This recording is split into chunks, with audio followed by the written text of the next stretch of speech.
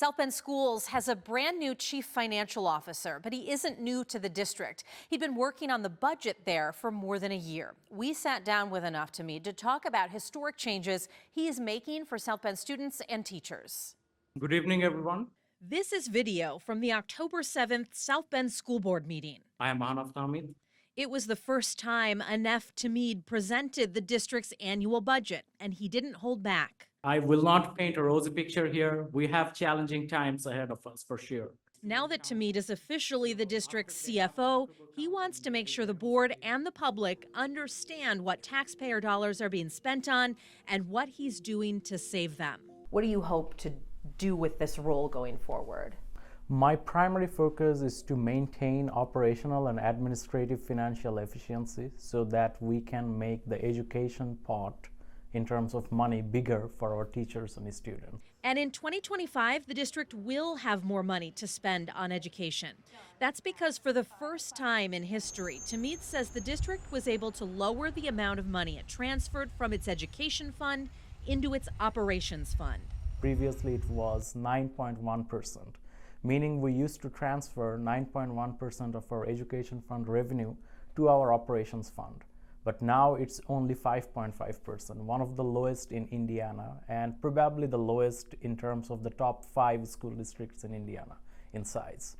Tamid explained every year the district has to pull money from its education fund and put it in the operations fund to make ends meet. It's something the vast majority of school districts in the state do, but the education fund is what pays for teachers and supplies. So if you pull money from here, there's less to spend in the classroom. However, I lowered it down to 5.5% because I found scopes of operational efficiency and some budget cut there so that we can keep more money in our education fund for our teachers and students. This is the slide that Tamid used to explain it to the board in October. You can see this year, the district is transferring $6.7 million from its operation fund into its education fund. That's that yellow portion, much smaller this year than last year when it was $11.2 million, and in 2020 when it was $17.9 million.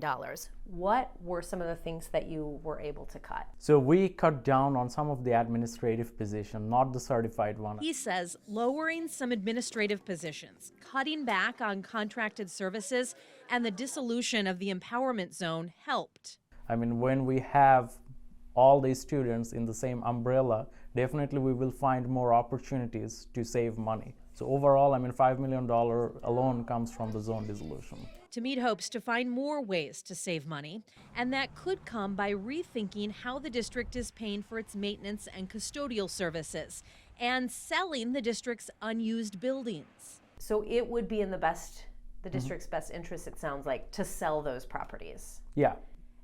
That could include the old Eggleston building, which Tamid says has been appraised at about $700,000. Or Clay High School, which is now still in use for some CTE programs. But I am not aware of any existing offers for Clay High School building as of this moment. Tamid says all the district's empty buildings are being appraised now, and if sold, that money would go to the district's operations fund. And in return, we can lower down the transfer from education to operation once again. Tamid says he's trying to be as open and honest as possible and is always available for board members or the public to ask questions. And often that might be deemed as information overload, but this is the cost of transparency. The future of the district's children is on the line, and Tamid knows it's important everyone understands that the stakes are high. That's one of my priorities, to make sure that we are spending every dollar we can on our teachers and students. And another of my priorities is transparency. On Wednesday, Operation Education is looking into what financial oversight already exists for the district and what another audit might show, plus how you can see for yourself. And then on Thursday, WSBT-22 Investigates is taking a closer look at what the district is spending on its buildings. Thanks for watching. Here's another story you may like, and subscribe to the WSBT-22 YouTube channel.